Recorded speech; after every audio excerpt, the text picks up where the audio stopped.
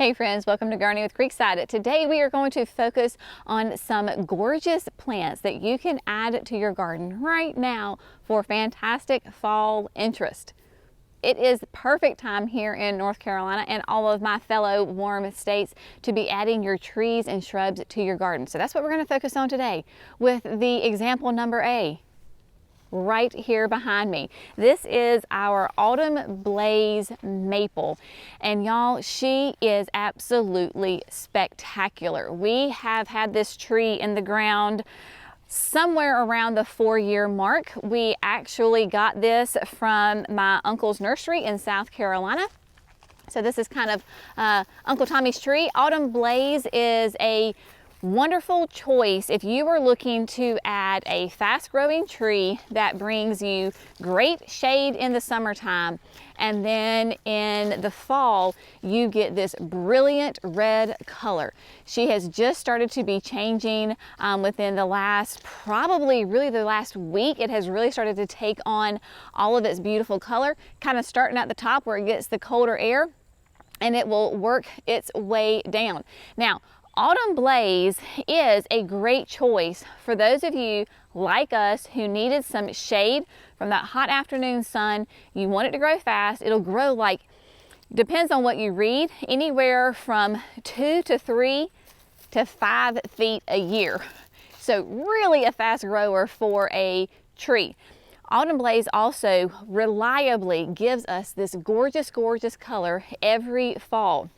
What's really interesting about Autumn Blaze is because it is a cross between a red maple and a silver maple. It was first discovered in the areas where the reds and the silvers overlap. They naturally kind of crossbred with one another, and Autumn Blaze was the result. We take little care of this plant.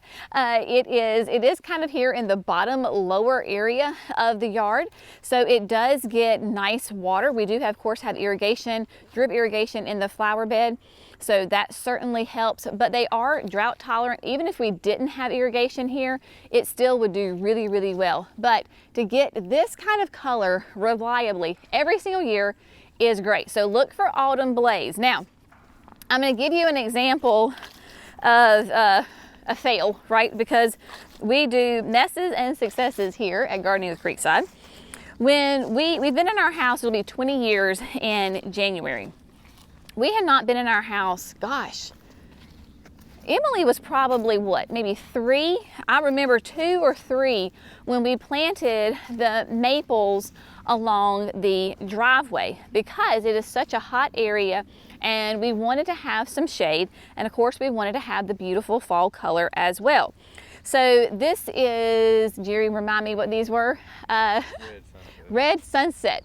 Red Sunset maples that we've had one good year of red color. One out of the past, say, 16 years. Yeah. So they are a great shade tree, but they just do not turn red. This is about as red as they get. They're already starting to drop their leaves on them. And that it has been really a big disappointment on these maples that they have not turned red. It is not anything we are doing.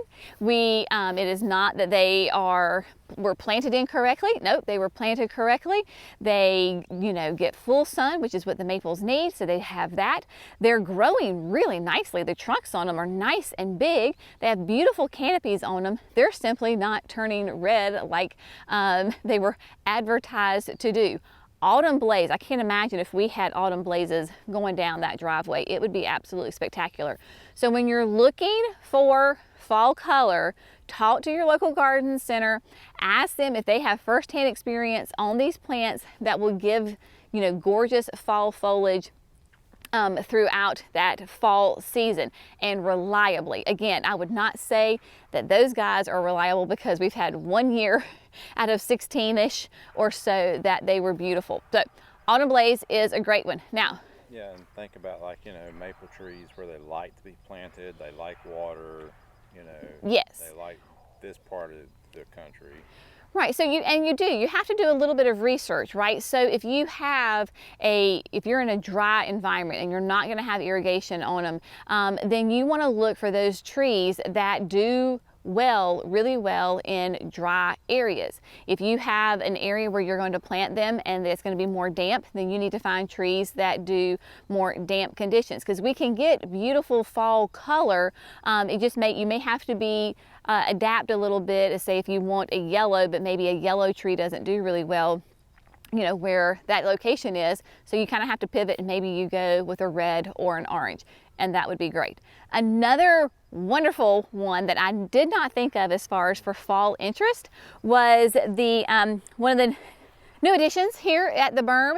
It is the Thundercloud Purple Plum. We are huge fans of this plant because we are going on year 1 of experience with this tree, and of course it's planted on the other side of the berm, but we can talk about it on this side. The Thundercloud Purple Plum is a great full sun tree that is rare in my brain, at least, because it does like the full sun, but it has that really deep purple color to it that is nearly black. And it does not burn, it does not scorch, even in our North Carolina Zone 7B. So in the fall, you have this really nice striking dark foliage against the different shades of greens and yellows and oranges and reds in the garden. Another just real life tidbit here, we found out that the purple plums are susceptible to Japanese beetles. Did not realize that when we planted it, so we did not treat it. And the beetles almost completely defoliated this tree. And it was pretty naked, but look at it now. It has flushed out with its beautiful, nice, big size leaves on it. Not only does this thing give you great color for 3 seasons of the year, it also is a great spring bloomer. So if you're familiar with cherry trees, right, and the beautiful cherry blossoms in the spring, the plum does that as well. So you get that great spring color, flowers, and then the foliage interest throughout the season. And it'll be interesting to see how long it holds on to its foliage this year. When we planted it last year, it was in November, and it had already kind of, because it was in a container, had already started to lose some leaves. But being nice and kind of established in the garden this year, it'll be fun to see how long it holds on to the leaves for sure. Because we've had temperatures in the upper 30s, and it is still rocking and doing great. So Thundercloud Purple Plum is definitely one that you want to be interested in. Now, what we're going to do is head back over to the house, because we have got some other great shrubs that you might be interested in adding to your garden for some fall interest. All right, my friends, I am amongst the flower bed here right off of the front porch. Another great, this is kind of a tree slash shrub, tea olives. Sweet osmanthus, sweet olive, tea olive. Depends on where you are in the South as to what these are called. If you've been around Jenny any length of time, you know that I absolutely adore this plant. It is a great, fast-growing, evergreen tree or shrub. It depends on how you want to keep it. I say tree or shrub because they can, at maturity, and if left unchecked, they can get nice and big. 20 to 30 feet tall. We were on Clemson University's campus years ago. That's when I first discovered them, and they are massive. We are keeping ours a little bit more controlled, but this great evergreen, fast-growing shrub, of course, the great thing about it is that it is evergreen, it is fast-growing, it's great for privacy screens. So why are we talking about it in the fall? What's the big deal? Well, the big deal are these guys right here. Tea olives will produce flowers beginning in late summer, really kind of early fall, all throughout the fall, winter, early spring, depending on how the weather goes. And you will notice that there are quite a few of these little clusters of flowers throughout the entire plant. Now you may be going, well, Jenny, that's not very showy. That's not very impressive. Why do I want to have this in my garden? You're not buying it for the look of the flower. You're getting it for the fragrance of the flower. This is the most intoxicating, most divine, delicious, and yes, I say delicious smell. It is lightly perfumey. It is, and I know I'm making up words, welcome to Gardening with Creekside and Jenny. So it has a little bit of a reminiscence of like an orange honeysuckle fragrance to it. A nice, heavy, heavy fragrance. You will smell these plants before you ever see them. This is why we have them planted up near where you're going to be. For us, that is our front porch, because the front porch is right there. We can sit in our rocking chairs, and I'm like, I smell them. You can get just a delicious fragrance. We have one near the back patio. It's the exact same thing. So don't just think about, color for the fall. Think about your other senses, right? It is a wonderful addition for fragrance in your garden. So look for tea olive, sweet osmanthus. They will go by different names, but it is a type of osmanthus. It is not an actual tea leaf. You cannot make tea out of these. That is just the common names that they come with. But yeah, they will come in different sizes. Some of them will have smooth leaves like these do, and some of them will be prickly, more like a holly. So depending on the look you're going for, where you're going to put them, these are going to be great additions. The only thing that I do to them is in early spring I will give them a trim. I show you just about every year how I trim these guys, but they bloom on old growth. Do not prune these in the fall. If you prune them in the fall, you've just removed all of your potential for flowers for that season. So look for some sweet osmanthus. Add it to your garden. I promise you will not be disappointed. Now we're going to move around to the back patio because we've got some more shrubs that are going to be great for fall interest in your garden. Next on the list is Scentlandia. Scentlandia is a sweetspire. It is a really fun shrub to add to your garden. It does great white blooms in late spring, early summer. Fall interest though. Look at the leaves. They have just started to turn a really, really kind of rich burgundy, and you will see that there's still a good bit of green on here. So not only do you get the color change, but also Scentlandia holds its leaves on the plant for a very long time. So we will have these beautiful fall colors on this plant for well into November, probably early December for us. It will differ, of course, depending on where you are, your calendar wise. But Scentlandia really is a fun, different plant that I didn't really think about when I planted it. I was planting it for the flowers in the summer. But these gorgeous fall colors, just so beautiful and rich and nice color to it. This would make great, if you're doing some cut flowers, you could cut it, fill it into different arrangements or evergreen arrangements. This would be a great one for sure. It does bloom on new growth, so you can prune it and you will be just fine as far as next year's growth. I will keep in mind, tell you that this thing, if it is happy and if it is in a really kind of a damp area, it will naturalize. But if you have a wet area that you're looking to fill in because nothing else will grow there, Scentlandia is going to be a great option for you. So when I say naturalize, what does that mean? It means that it will spread. So it will send up little babies. In this bed, it is fine because I have room for it, and the plant expands and is nice presence coming off of the patio right here at the steps. So if you are looking for a shrub that gives you flowers in the summer and then gives you great fall interest in the fall, Scentlandia is a great one because of the foliage on it is just stunning. Now, I cannot talk about Southern Gardens because I am in the South. I am in North Carolina after all, and talk about fall interest without talking about camellias, and specifically sasanquas. So there are two basic types of camellias that grow in the South: sasanquas and japonicas.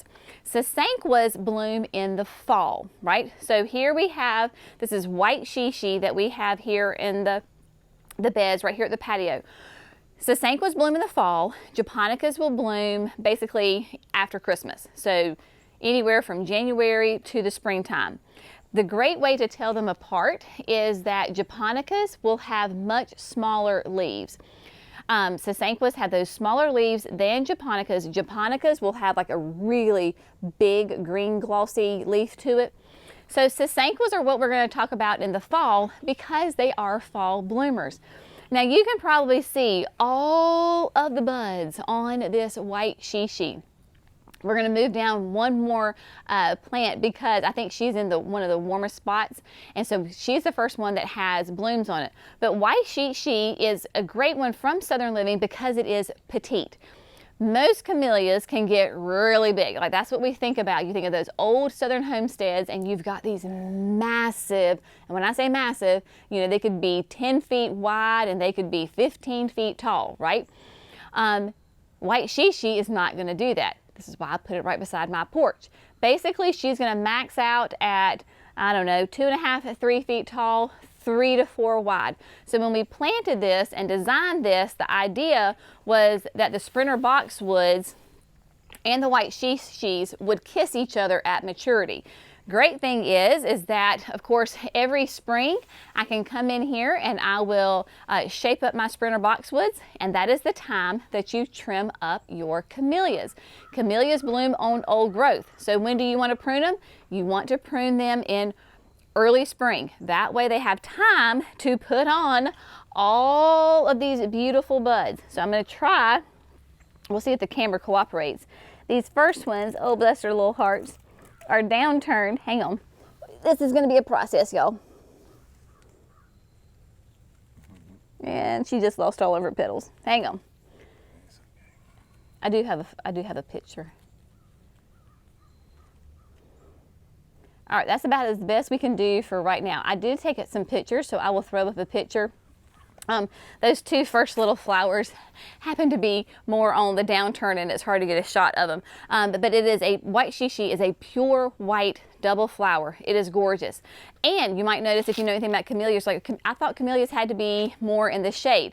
Not the new ones from Southern Living. That is what I absolutely adore about Southern Living's Camellia collection, is that they are much more adaptable to full sun conditions. When I say that this is a hot spot, it is a very hot spot. It gets sun up, the sun does start to hit behind the house, so it gets a little bit of a break in the afternoon. Other than that, they are in full sun. So sasanquas, they can come in reds and pinks, bicolors, rich hot pinks, pale pinks, anything you can imagine you can get in a sasanqua camellia. And also sasanquas tend to be a little bit smaller than japonicas. They are faster growers, but they do tend to stay more on the small side. So check out your local garden center for some sasanqua camellias. Again, you can get full sun, the Southern Living ones, if they have the October magic in front of them. That gives you a clue. Oh, October, those are sasanquas. They're going to bloom in the fall, and they tend to be more sun tolerant. Can you get sasanquas that are more shade tolerant? Absolutely. I have an Alabama Beauty at the nursery, nice rich red, like Alabama red, right?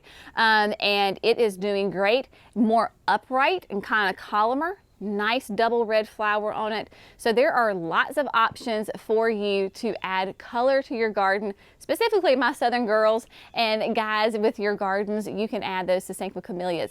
But whether it is camellias or it is a Scentlandia shrub or another shrub that gives you interest, or gorgeous autumn blaze maples, there is something out there. So remember, we try to garden and plan for 12 months out of the year. Interest for our garden for 12 months out of the year. That maple, honestly, she's not very showy for most of the year until it hits this time, and man, she is a looker for sure. So get out there, have fun, do some research, figure out what works best in your garden, your zone, and just have fun adding that fall interest to your garden. As always, we hope you have found this fun, informative, and inspirational. Y'all have a great day. Thanks for gardening with Creekside. Bye, friends.